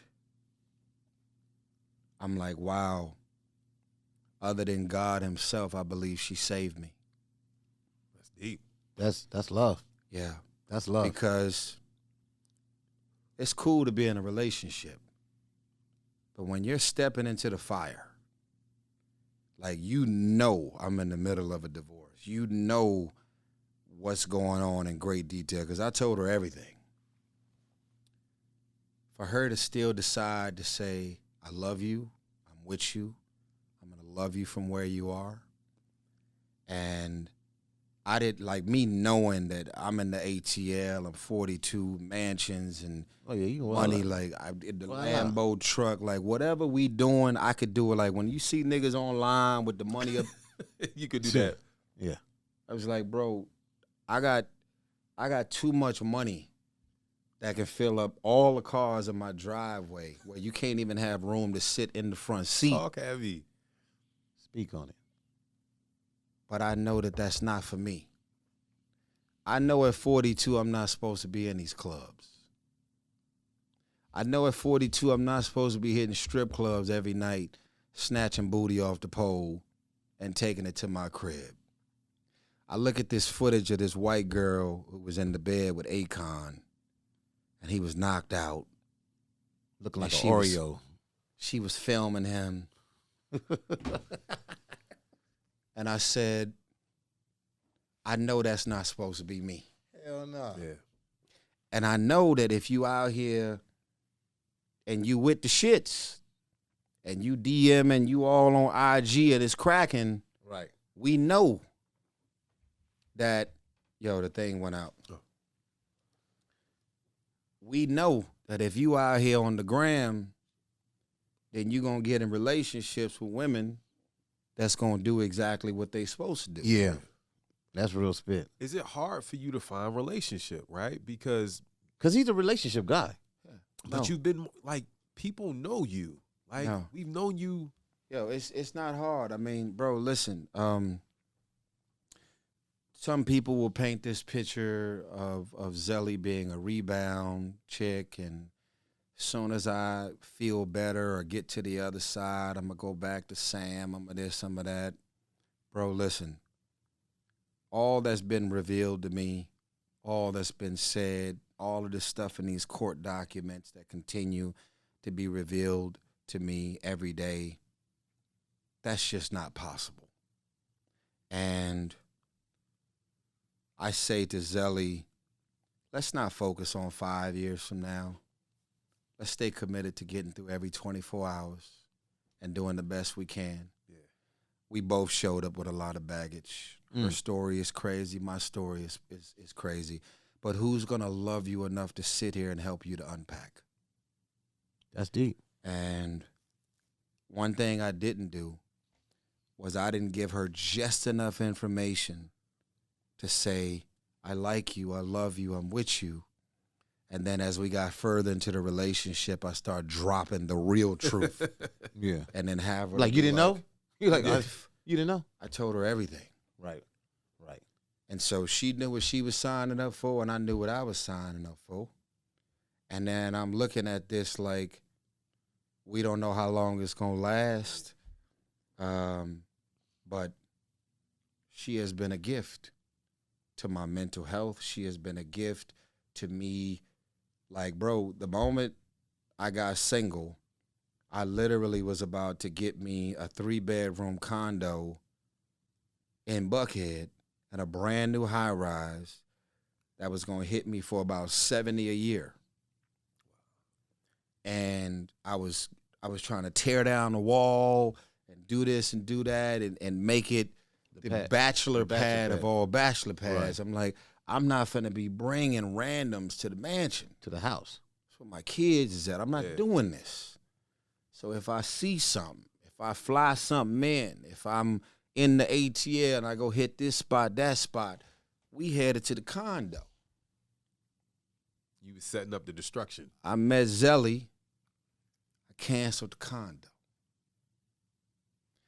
I said, off top, you saved me 70. It's a great investment already. I mean, off top, 70 that was en route to do it. Yeah. Right. And I knew, like, irregardless of what I was going to do, because I was supposed to do it. I was married, you know, supposed to be single. Don't rush back into nothing, you know, go heal, go get closure, all the shit that everybody's trying to recommend for my life. Let me tell y'all something. My healing and me getting to the other side of discovering my smile again. Best sex I ever had, by the way. All the magic that I have in my relationship. Can't breeze over that comment. Yeah, you just breezed over it. It's not a song you're talking about. All the magic that I have. This nigga. You hear me bringing this back up. All the magic and what I have. I needed this to happen this way. You happy? I'm so happy, man. I'm so happy. And I'm happier. And my happiest is tied into you left. You refused to come back. Mm-hmm. Trying to teach me some type of lesson, whatever that might be, you know. Need to show you, put my foot down, whatever that is, got it. In my mind, if we're going to fight for this marriage, let's fight for our marriage while still being married. You can't teach a grown man a lesson. Moving out, getting your own place, saying I'm going to teach you. And when you, I'm going to reprimand you and teach you. Yeah. And when you get your shit together, you'll earn me back. That's not the way marriage works. And so, being in this new thing that's beautiful and sweet and kind and nurturing, it said to me, like, okay, in your mind, I'm supposed to be in this big-ass house on Pornhub every day until you came back home. Like, I'm a grown-ass man, dog. Yeah. Like, I need a hug. I need love. I need to watch TV and watch a movie with somebody. I need to sit across and flirt with somebody at the dinner table. And I don't need it to be somebody new every day. Mm-mm. I'm cool. Like, back when we was dating, like, for real, when we was, like, first got on, there was no social media. Thank God. Right? Yeah. So everything you doing, like, niggas arranging paparazzis and cameras and, like, it's so much shit going on. I wasn't willing to do none of that. And so me and Zelly look at each other all the time like, where the fuck did you come from and how did this happen? How'd y'all meet? Social media. What? Slid in her DM? Did you slide in her DM? Absolutely. What did you see to make you slide into the DM? What did I see? Well, she's from Atlanta, right? What was the algorithm? Like, when you just popped up and was it? She was there? Was it an outfit? Stilettos? What was it? Boy cut shorts? What was it? Anyway, I'm not to say I'm looking at your lady, but she got a big booty, right, man. You know what I mean? She's special. Yeah, she's special. Yeah, but she's even more special as a person. And so, but what did you see? Again, if it all ended stop taking the high road, Reese. Bro, I'm not finna sit here and go into no details about somebody I'm with. If it was a smash and dash, I'll be going on and on. Yeah, I mean, it's my girl. It's your girl. So right. It caught your eye, though. She's very special. But I'm telling you, like, sitting across for her 5, 6, 7 hours at a time, and we're just talking and exchanging and unpacking our raw, unfiltered truth about our past and our stuff. We both knew at that moment, like, okay, at least we both know what we signing up for. That's good. Good. And so, yeah, it's y'all can stay in the comments and write whatever y'all want to write under every post you see. This woman didn't ask to be here. Right. And she ain't charity and I ain't charity. Yeah. It's a good vibe. And, I don't know how long it's going to last, but we in it every day, and it's been beautiful. And we coming up on a year. Nice. Hey, well, you celebrate that year, man. Yeah. Speaking of unpacking things, Yeah. where's your relationship with The Rock? It's good. Good. Yeah. Squashed, whatever. Yeah, we worked out. Yeah, we all good. We had a lot of conversations. Did a lot of apologizing to each other and unpacking all that shit that went down for the world to see.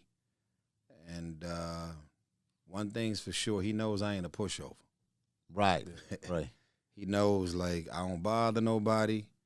I don't be out here starting beefs and problems with nobody. But if it's time to go, we gonna go.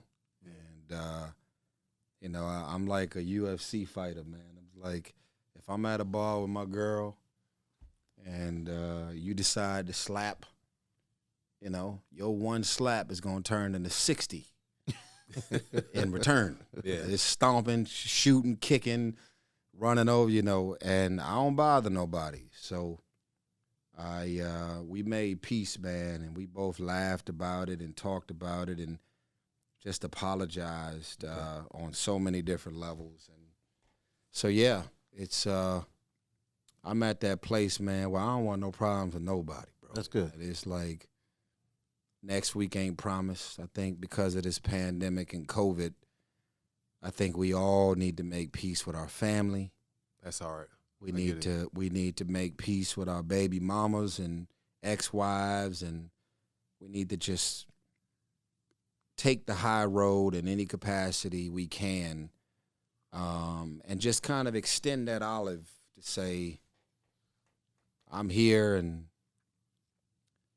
I don't want no problems. But if you want some problems,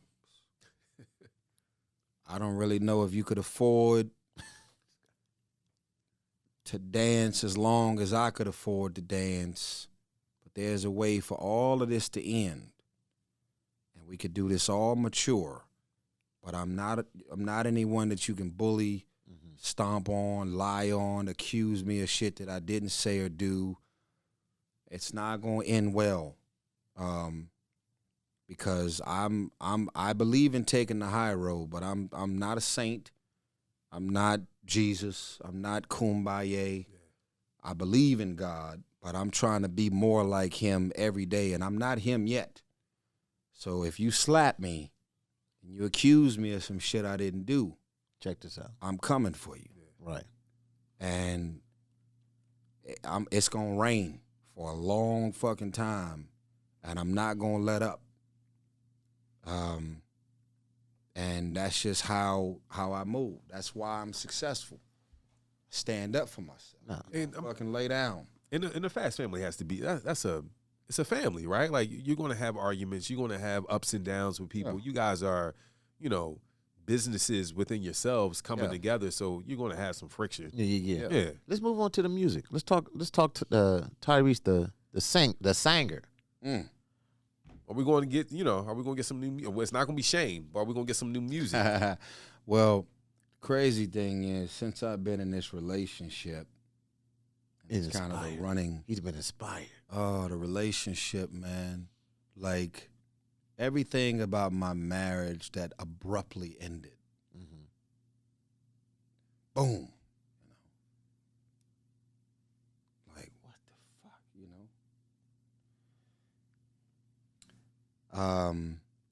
It's been hard for me to go to the studio to sing about anything that has to do with that. Got it. Because I don't want to like highlight that. It's weird. You go through shit, some of your best songs are supposed to come from it. Yeah, Summer Walker just did a whole album about it. Yeah, but you want to relive that. I don't. I'm in a new relationship, and this relationship feels like sexual healing. So I'm in that headspace. When he FaceTimed me earlier, what'd I say? Yeah, look Marvin Gaye. Gaye. Look at Marvin Gaye. Yeah, we see it. We see it. We see what you're You've doing. been inspired. Yeah. Sexual healing. So you working on some new music? I'm working on some. I am, but I'm not. So whenever you feel inspired, you just go ahead to the studio, do something, and got it. Now, will we ever see another TGT then? I see Tank. You know, he out here. I see you guys go back and forth. They be Valentine be out there calling it out. I hope, man. I really hope. I enjoyed y'all as a group. Yeah. I really hope, man. I mean, it was one of the easiest albums I've ever done. Challenging, but easiest, because I sung my one verse, did my ad-libs, and I got the fuck about it at studio. Nice. There's some dudes that sing that just love being in the studio. I hate it. Really? I hate the studio, man. I'm a live performer, bro. Yeah, got it. I love being on stage with it. Like, the hours and time. I'm in my Dr. Dre bag. I'm so anal and detailed about everything. Like, it has to land. If you listen to my Black Rose album, it's one of those albums that people say no skips. Yeah. Like, from top to bottom, that album is arguably one of the best albums of the last 10 years. And the TGT album, the same thing. So when I do it, I get into a place like a mad scientist, man, where everything has to make sense.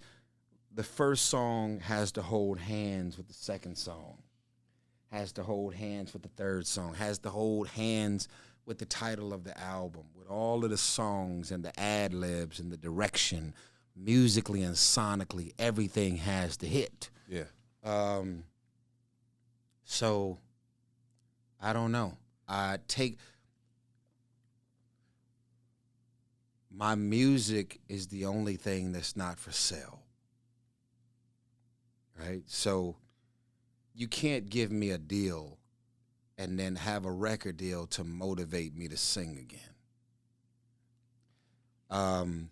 You can't bring up Bruno Mars and what's happening and me look at all of that energy and go, yo, I need to get back. I need to feel it. Like, I never claimed to be the biggest or the most successful, but I take this shit so serious. Like Lauryn Hill. Where you at? It's no panic button. Where you like Adele. Where did you go?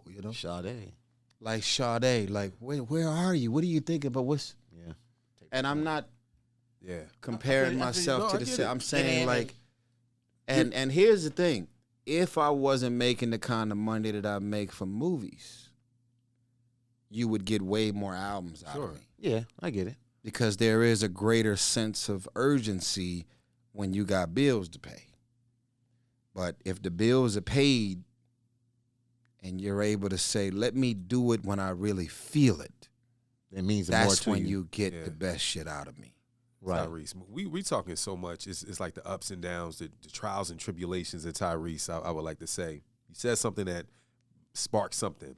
You said you're in your Dr. Dre bag. Yeah. There was something a couple of years ago when Dr. Dre announced that he was getting the deal, the Apple deal. Yeah. So Beats. You said something. It was like, yo, they almost messed up the deal. Talk about that situation. Talk about that situation. I got that call that night too. Yeah. Everybody was at the studio. All right, so here's the truth. Okay. Truth is, I went to the studio to see Siege and my man Focus,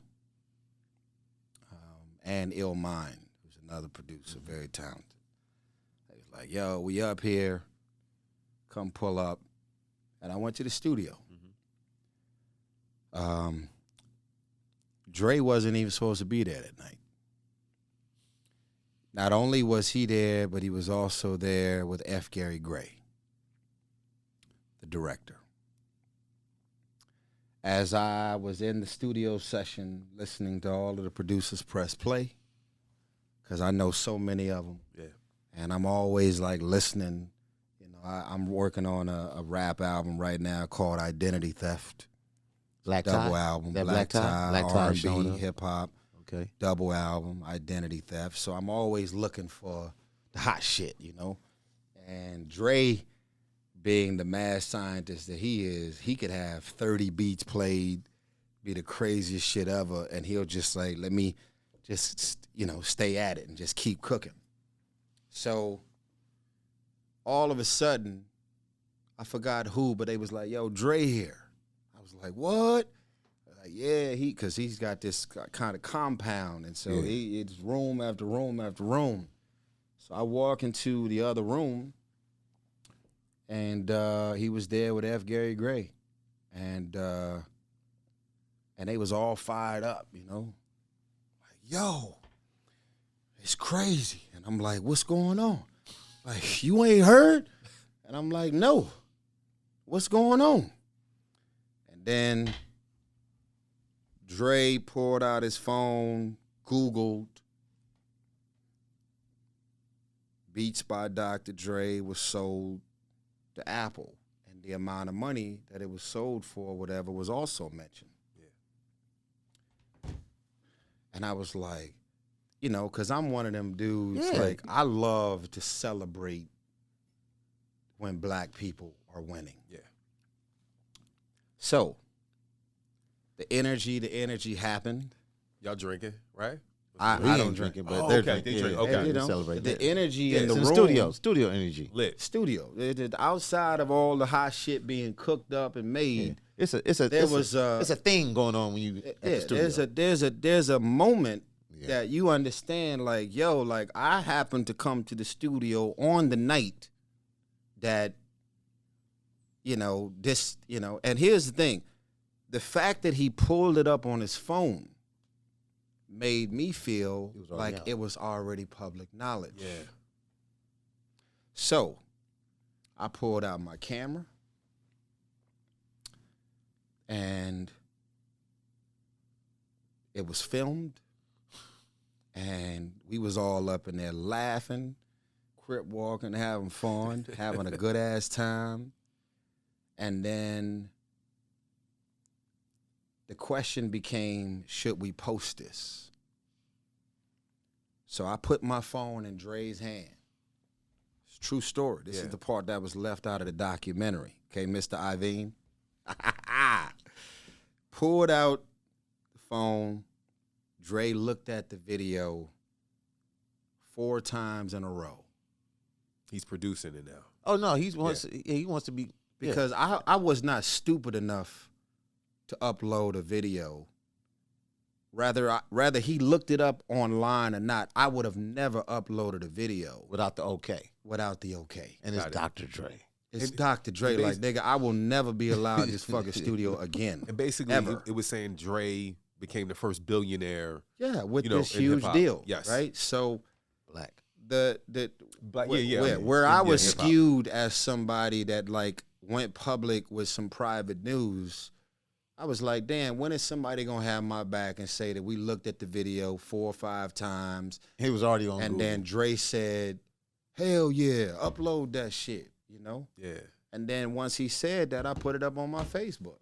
And then I got the call to take it down probably 3 hours later. And as soon as I got the call to take it down, I took it down. It was gone. But it was already out there. Yeah. Definitely made morning news. It was a beautiful moment that turned into something unexpectedly bad, because I guess they didn't sign the actual deal yet, or all of the word getting out about it. But yeah, it was some shit that I was like, damn, man, like, what the fuck? Why do I always why am I catching heat? What the fuck, man? Like this, and you couldn't tell that story. It was like you had to kind of like I had that. to like sit at home and hold that. Like I got, and then they got document. I'm like, why didn't the Hughes brothers call me and ask me my perspective on what happened? And it's, you know, it's what I've learned over the years, man, is like sometimes you just gotta sit there and hold that shit, you know? Even Snoop was in the interview talking shit, and I'm like, yo, man, I did not fucking film this video. Tyrese was funny. And upload this shit to compromise anything, bro. Like, that shit was crazy. But, you know, obviously I'm glad the deal closed. I'm glad that it happened.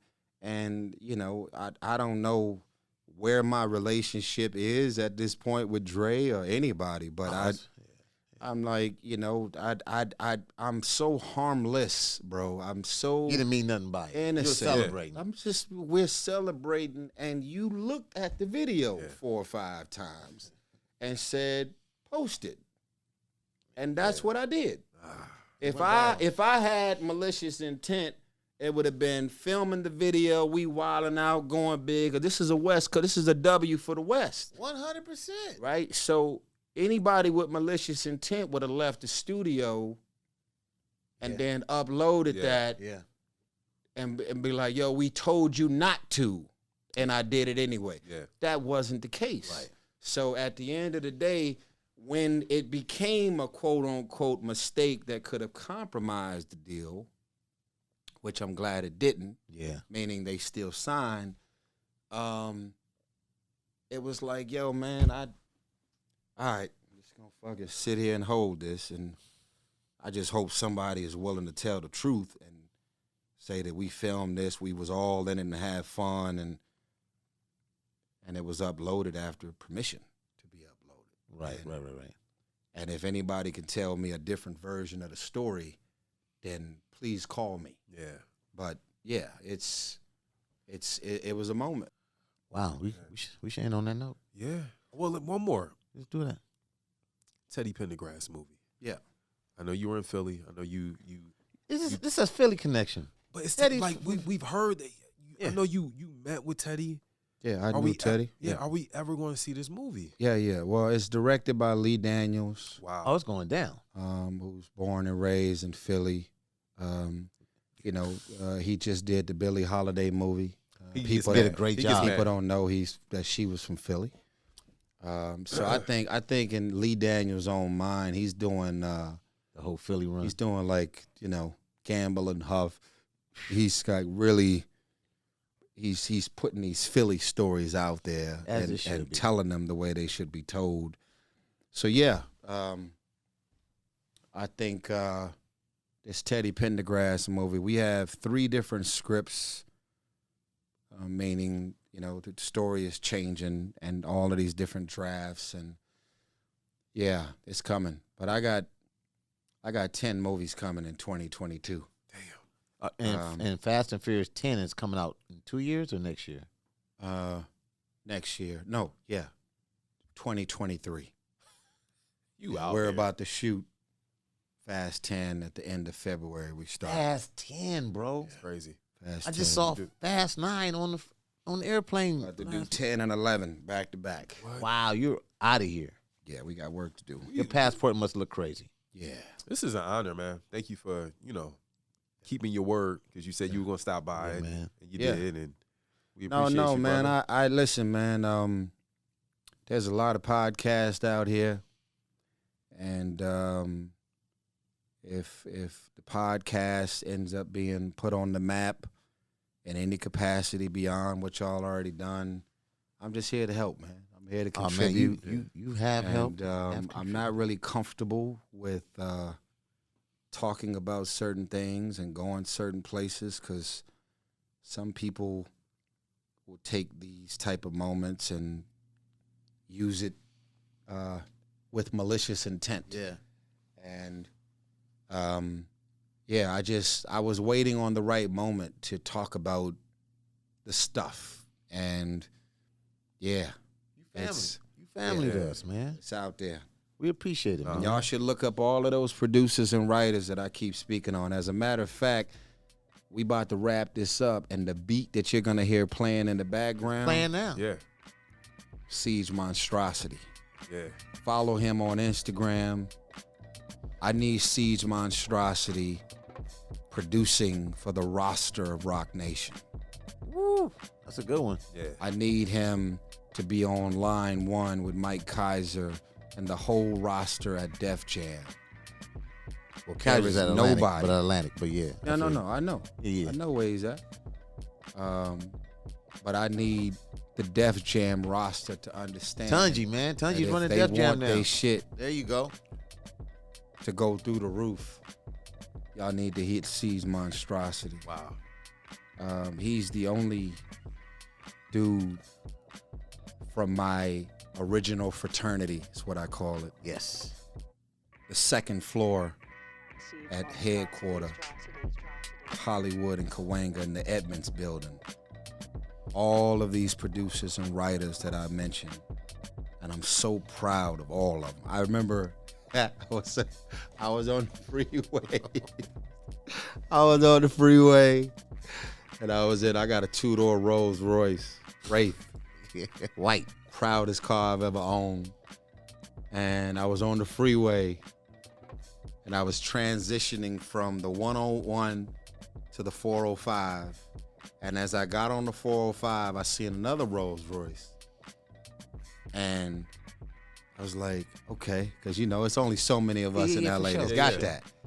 And I seen a dude sitting in the back seat, and I'm like, who the fuck, It was James Fauntleroy. Oh, yeah. What up? Yeah, James pulled up to our podcast in one boy. And I'm looking I was like, yo, man, look at my guy. Yeah. Out of here. He ain't just in a Rose. No. I'm not driving myself. Yeah. The shit that I could be writing and thinking of sitting in this back seat, Yeah. I don't need me driving myself to distract me from that. LA traffic. That's him and Rants all day. That's my guy. Yeah. So proud. Like Mars. Yep. I gave him his name. My guy Mars. My guy Mars. I gave him his name. 1500. I'm so proud. Yeah, man. The 1500 Academy in itself was inspired by what we did on the second floor at headquarters. They were all called the Frontline Boys. Yep. Frontline Boys. Yes, sir. Yes, sir. And again, I'm never the guy to get credit for anybody's success because they did the work. But nobody can't tell me that I didn't believe in a bunch of real guys from the beginning. Created a safe haven, an environment for them to cook. Spent a lot of money at the Guitar Center buying all them speakers and all that equipment, and said, I don't want none from you. Now, the crazy thing is I wasn't a businessman because I wasn't smart enough to sign them all. I was just happy to create an environment for them to cook in. But as I look at them, like Grammy Award winners, and I'm just like, yo, man, I'm so grateful to God that he used me in any capacity to usher them. But Siege, it's his season. Yeah. It's his time. Yeah. And Great dude. yeah. Great dude, man. We thank you, Tyrese. Thank you, man. Thank you, Reese. This was deep. This was good. This was Yeah. great. Yeah. Y'all make sure y'all subscribe on our YouTube page, Yes. Fuzzy and Quincy, FAQ Podcast, Frequently Asked Questions. We just had brother Tyrese Gibson, man. Yeah, Thank you. It's a pleasure. And make sure y'all book y'all flights for this whole holiday season. Thanksgiving, Christmas Eve, you name it. VoltronTravel.com. And just know that with every booking, we're helping to put black and brown people through college. Yeah, man. It's dope. And the point of this whole interview is I just want peace. Peace. I want peace with everybody. As Charlemagne would say, send them healing energy. We got it. Yes. We're going to do it. Tyrese, man. FAQ Podcast. We see y'all next time.